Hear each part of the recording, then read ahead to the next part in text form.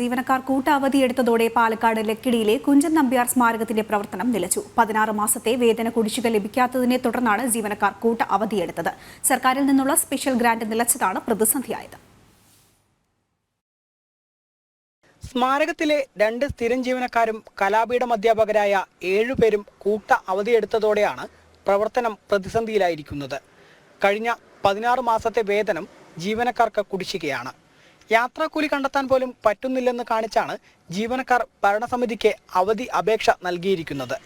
സർക്കാരിൽ നിന്നുള്ള സ്പെഷ്യൽ ഗ്രാന്റുകൾ വിനിയോഗിച്ചായിരുന്നു ജീവനക്കാർക്ക് ശമ്പളം നൽകിയിരുന്നത്. ആ സമയത്ത് അഡീഷണൽ ഗ്രാന്റുകൾ കിട്ടുമായിരുന്നു.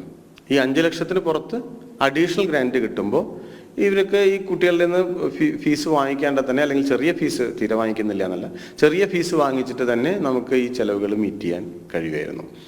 ഇപ്പോൾ പുതിയൊരു സാഹചര്യം, നമുക്ക് കേരളത്തിലെ ഒരു സാമ്പത്തിക പ്രതിസന്ധിയുടെ ഒരു കാര്യം അറിയാലോ. ആ ഒരു സമയത്ത് നമുക്ക് സർക്കാർ തീരുമാനിച്ച ഗ്രാന്റ് തരുന്നുണ്ട്, പക്ഷെ അഡീഷണൽ ആയിട്ടുള്ളൊരു ഗ്രാന്റ് ഇപ്പോൾ അനുവദിച്ചിട്ടില്ല.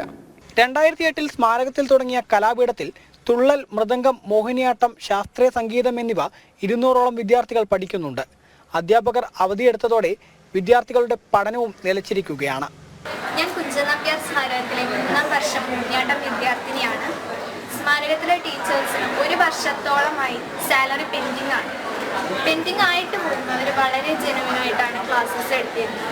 ഈ ഒരു സമൂഹത്തിലെ കലകൾക്ക് പ്രാധാന്യം കൊടുത്തുകൊണ്ട് തന്നെ മുന്നോട്ട് പോകണമെന്നാണ് ഞങ്ങൾ ആഗ്രഹിക്കുന്നത്. ഇതിന് എത്രയും പെട്ടെന്ന് ഒരു നടപടി ഉണ്ടാവുമെന്ന് പ്രതീക്ഷിക്കുന്നു. അതേസമയം ഈ ബജറ്റോടെ പ്രശ്നങ്ങൾക്ക് പരിഹാരം കണ്ടെത്താൻ കഴിയുമെന്നും വിഷയം സർക്കാരിന്റെ ശ്രദ്ധയിൽപ്പെടുത്തിയിട്ടുണ്ടെന്നും ചെയർമാൻ വ്യക്തമാക്കി. ജനം, പാലക്കാട്.